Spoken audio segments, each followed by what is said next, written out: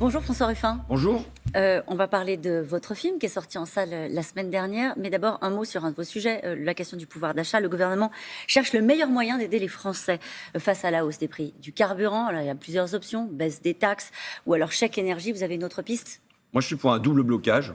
Je suis pour le blocage des prix à la pompe, par exemple sur l'essence, et je suis pour le blocage des dividendes. Est-ce que vous savez, en un mois, de combien a monté l'action de Total? Je ne suis pas actionnaire, mais je me suis intéressé à cette petite chose. Plus 20% pour l'action de Total en un mois. Je veux dire, les 8 milliards de dividendes de Total, vous les divisez par le nombre de foyers français, vous arrivez à 200 € par foyer. Donc on est là sur des sommes qui sont absolument pas du tout négligeables, et je pense qu'on peut répartir là-dessus. Et le deuxième point, c'est quand même les salaires. Il y a un rapport qui a été rendu au ministère du Travail, qui s'appelle le rapport RL, qui est un rapport vachement intéressant, qui dit, voilà, les métiers indispensables de la deuxième ligne. Il y en a 15 qui sont listés. Il y a notamment, évidemment, les agriculteurs, mais il y a les caristes, il y a les camionneurs, il y a les agents de la grande distribution. Et le rapport dit, ces gens-là se sentent subjectivement sous-payés et ils sont objectivement sous-payés par rapport au reste. Eh bien, la conclusion, en revanche, qui en est tirée par le ministère du Travail, c'est nous faisons le pari avec confiance que le dialogue social aboutira à quelque chose d'intéressant. Non, on ne peut pas compter sur le fait que le dialogue social va naturellement rééquilibrer une balance qui est très, très, très déséquilibrée, puisque en un an de crise sanitaire, les milliardaires français se sont enrichis de 68%, plus 68% pour les milliardaires français en un an, alors que tous les agents de la dernière ligne dont on nous a dit qu'ils étaient indispensables, essentiels et ainsi de suite, eh ben, ils ont eu pas d'augmentation. Si ce n'est pas le dialogue social, c'est quoi là?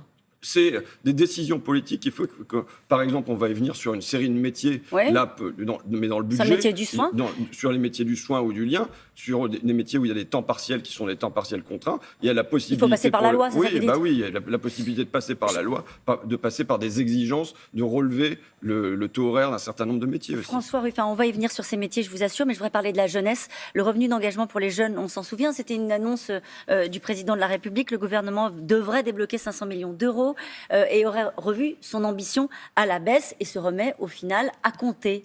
Écoutez, il revoit en permanence à la baisse. Moi, j'ai rendu un rapport sur la question ce printemps parce que sur la jeunesse. Sur la jeunesse, parce que j'estimais qu'elle subissait une double peine. C'est-à-dire qu'on les a confinés pour protéger les personnes âgées. La jeunesse l'a largement accepté, mais à la place d'être récompensée pour ça, on l'a puni. On l'a puni sur le plan social, puni sur le plan économique. Qui a payé le prix de la crise? Ce sont ceux qui étaient en emploi précaire, ce sont ceux qui étaient intérimaires, qui ont été les premiers qui ont été sortis de leur petit boulot. Et donc, on l'a vu avec des queues alimentaires qui sont sur des kilomètres, non pas pour les pauvres de notre pays, mais pour la jeunesse en formation de notre pays. Et donc, j'estimais qu'il y avait une réponse qui aurait dû être une réponse immédiate à ça. La majorité politique, elle est à 18 ans dans notre pays. La majorité pénale, elle est à 18 ans dans notre pays. La majorité sociale, et donc la possibilité d'obtenir le revenu social d'activité, devrait être à 18 ans de la même manière. Et à ce moment-là, on a sorti du chapeau, quand je suis arrivé à ça, il va y avoir la garantie jeune universelle, dont on savait d'emblée qu'elle n'était pas universelle, dont on savait que tous les jeunes qui étaient étudiants, par exemple, n'y auraient pas droit. Et plus ça va, plus la souris est petite. C'est même pas que la montagne a couché souris, mais plus la souris est minuscule. Et là, dans le budget qu'on vote, on le vote en ce moment, on y est, c'est 0 €. 0 €. Parce que ce sera mis plus tard. Bah oui, on est toujours dans un truc comme ça. Au fur et à mesure des promesses de campagne d'Emmanuel Macron, j'imagine qu'on va faire une série de budgets rectificatifs. Donc voilà. Mais là, pour l'instant, pour la jeunesse, c'est 0 €. On parle de votre film. Ça s'appelle Debout les femmes. Vous le signez avec Gilles Perret. Vous donnez un visage à des femmes qui travaillent avec des personnes âgées, avec des enfants handicapés, des femmes qui font le ménage, des petits boulots, des petits salaires, des grandes missions. Vous allez à leur rencontre. Qu'est-ce que vous avez voulu démontrer avec ce film? Ne serait-ce que le propos du président de la République qui, dans le cœur de la crise, nous dit « Il faudra se rappeler que notre pays tout entier repose aujourd'hui sur ces femmes et ces hommes que nos économies reconnaissent et rémunèrent si mal. » On se souvient de ces propos qui étaient des propos forts. Mais ce sont elles. Vous vouliez les montrer parce qu'on ne les voit pas? Parce qu'elles sont peu visibles, oui. Et parce que, pour moi, ce sont des grands boulots. Ce pas des petits boulots, ce sont des grands boulots. Mais, des grandes missions, je disais. Oui, c'est-à-dire s'occuper de l'essentiel de nos vies, c'est-à-dire nos enfants, nos malades, nos personnes handicapées, nos personnes âgées. Pourquoi on dit des petits boulots? Parce que parfois, ce sont des horaires qu'elles essaient de mettre bout à bout et c'est vraiment bien raconté, bien vu dans le film et elles n'arrivent pas à des salaires complets. C'est-à-dire qu'on a des faux temps partiels, puisqu'on leur demande d'aller le matin, passer chez une personne âgée, d'ouvrir ses volets, de sortir la personne âgée du lit, de la laver, de lui donner à manger, tout ça avec quand même un œil sur le chrono pour que ça tienne en une demi-heure, puis de passer à un deuxième contrat comme ça. Elles vont éventuellement revenir le midi pour sortir une soupe du micro-ondes. Et puis parfois pour remplir la feuille des impôts. Voilà, exactement. Et le soir, elles vont revenir les mêmes, hein, avec une amplitude horaire donc de 11-12 heures, fermer les volets, mettre la personne âgée. Et donc, c'est des journées à trous. Ouais.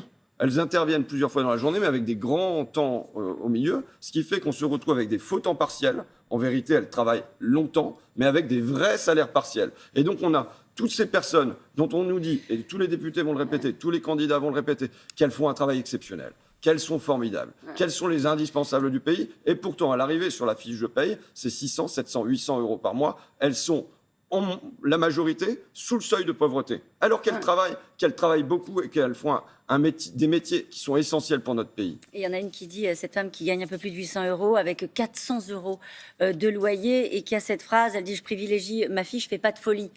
Ah non, sans doute qu'elle fait pas de folie. À ce tarif-là, il n'y a pas de folie à faire. Mais bon, vous savez, c'est comme s'il y avait, pour moi, c'est des auxiliaires de survie sociale. Je veux passer à auxiliaires de vie sociale, c'est-à-dire qu'elles-mêmes puissent avoir une véritable vie à côté de leur travail et que aussi elles apportent aux personnes âgées une véritable vie qui ne soit pas seulement regarder faire toutes ces tâches, mais aussi la possibilité, par exemple, d'accompagner une personne âgée au cinéma, de l'inscrire dans la vie sociale. Qu'est-ce que vous leur avez promis? Alors, moi, j'ai rien promis. Je suis pas. Vous leur avez dit la politique, ça sert encore à quelque chose? Moi, je leur ai dit d'abord, ça passera par vous. Ça passera par le fait que vous bougiez. Hier par exemple, il y a une manifestation des accompagnantes d'enfants en situation de handicap. C'est la première fois qu'il y a une manifestation, je participe à toutes, hein, mais une manifestation qui est aussi importante pour des métiers où les personnes sont isolées. Moi, je veux une chose, par exemple, pour les auxiliaires de vie sociale, ce que je vise, c'est le travail en tournée. C'est-à-dire que tu as la place d'avoir ces petits bouts de contrat, et je veux l'inscrire là, à nouveau, dans le budget, et vous savez que ça se fait de manière transpartisane. Il y a des socialistes, il y a des communistes, mais il y a aussi un marcheur, enfin, il y a des gens de l'UDI, enfin, on va avoir de sommes de groupes pour peser, pour aller vers le travail. Avec l'espoir que ça passe avant la fin du quinquennat. Bah, l'espoir est très minime pour moi. Bon. Je ne veux pas nourrir d'illusions. Vous savez, il y a le pessimisme de la lucidité, l'optimisme de la volonté. Donc, je suis fait de l'optimisme de la volonté. Par contre, il y a la nécessité pour moi d'utiliser tous les temps possibles pour que ça soit un thème de la campagne présidentielle. Et alors, vous l'avez dit, essentiel et mal payé. Vous l'avez dit, François Ruffin, c'est assez intéressant dans le film, c'est que c'est aussi un travail parlementaire qui est transpartisan. Vous rencontrez Bruno Bonnell. Il y a cette scène assez drôle, puisque quand on vous dit que vous allez travailler avec lui, vous dites c'est pas possible, c'est pas avec cette tête de con. Et lui se dit exactement la même chose. Et puis finalement, vous vous rendez compte que vous défendez les mêmes causes. Il y a donc du bon dans la Macronie. Non, d'abord, vous savez, quand je vais boire un verre au bistrot avec quelqu'un, je ne demande pas ce qu'il a voté la fois d'avant, je ne demande pas s'il appartient à un parti. Enfin, les choses peuvent se passer entre humains aussi. Donc, et c'est ça qui s'est passé. Oui, quand je lui dis, voilà, je vois ses tweets, pourquoi on m'a mis cette tête de con. Et puis, je me dis, je vais aller boire un coup avec lui, puis on verra bien. Et d'abord, sur le plan humain, sur le plan du tempérament, ça passe, parce qu'il y a un côté rocker, joueur. On va mener une aventure, finalement, une mission, aller se balader en France, rencontrer les auxiliaires de vie. C'est une aventure, et voilà. Et ensuite, on va pouvoir... je vais voir qu'il y a chez lui quelque chose de très personnel, parce qu'il y a une histoire personnelle qui est liée à ça, qui le rend sensible à cette question-là. Maintenant, vous savez, ce qui fonctionne à l'échelle d'un individu, on laisse passer les barrières politiques, les barrières idéologiques, dès qu'on rentre dans l'hémicycle, ça fonctionne plus. Et je veux pas... la dernière fois, quand même, je me suis pris le mur des marcheurs sur tous mes amendements. Je recommence cette année, mais je peux être très sceptique sur le fait que les marcheurs se convertissent quand même à aller donner de l'argent à ces gens-là plutôt que de le donner à des suppressions de l'impôt de solidarité sur la fortune. Elles votent ces femmes, elles vous ont parlé de la présidentielle? Moi, je pense que pour l'instant, dans le paysage politique, elles se sentent peu représentées. Alors, justement. Et je pense qu'il y a un enjeu à faire qu'elles sentent qu'il y a des voix qui parlent pour elles, qui s'engagent pour elles. Et vous savez, pour moi, ça serait une réponse presque. Structurer ces métiers-là avec des statuts, des revenus, c'est une réponse à une double crise. La crise du Covid, avec les phrases de Macron sur les distinctions sociales ne peuvent reposer que sur l'utilité commune, qu'elles en soient récompensées, mais même la crise des gilets jaunes. Parce que pourquoi? Qui on voyait sur les ronds-points?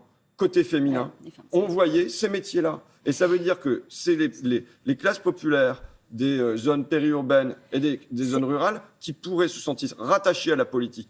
Et c'est pas Jean-Luc Mélenchon qui leur parle?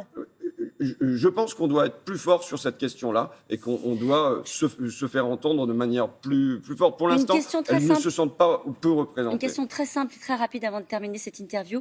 Pourquoi vous laissez planer le doute sur votre soutien Non, à mais Jean-Luc Mélenchon? moi, Est-ce que c'est le cas? Non, non. Si vous savez, si je me mets à parler de Jean-Luc Mélenchon là, qu'est-ce que ça va être le titre de votre chronique, de la dépêche Ouais. qui va sortir? Je connais assez de fonctionnement médiatique. Ça va être sur François Ruffin, Jean-Luc Mélenchon. C'est pas l'enjeu. Vous savez, j'essaye de construire quelque chose pour qu'on ait quelques minutes dans le paysage médiatique, dans le paysage On politique. les a eu là. Mais oui, mais pour parler de ces auxiliaires de vie sociale, de ces femmes de ménage, on n'en entend jamais parler. Et moi, je vous passe le relais maintenant. Eh Je ben, vous on l'a passe le fait. relais. Non, vous allez avoir devant vous, dans les mois qui viennent, des candidats à la présidentielle. Vous allez avoir leur porte-parole. Vous allez avoir des soutiens de ces candidats. Je vous demande, parmi d'autres thèmes, la De les laïcité, interroger sur libertés, ce sujet-là. de les interroger sur qu'est-ce que vous allez faire C'est pour dit. ces métiers essentiels et trop peu payés.